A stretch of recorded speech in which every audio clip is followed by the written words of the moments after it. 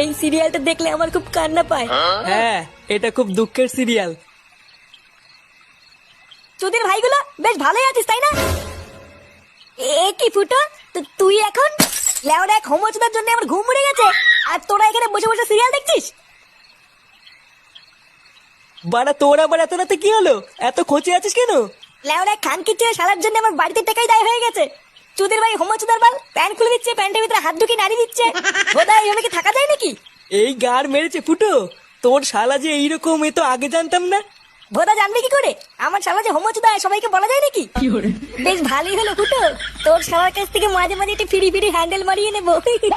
আহ ফটকে, দেখছিস ও মরছে ওর জ্বালায়, তার উপরে আবার আলবাল বকছিস। বাড়া তোরা কি কিছু করবি নাকি আমি একাই ওই শালার গুষ্টি গুদ মেরে দেবো?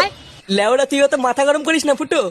দাঁড়া, কাল সকালটা হোক, আমাকে একটু ভাবতে দে কি করা যায়, তারপর তো শালার ব্যবস্থা করছি।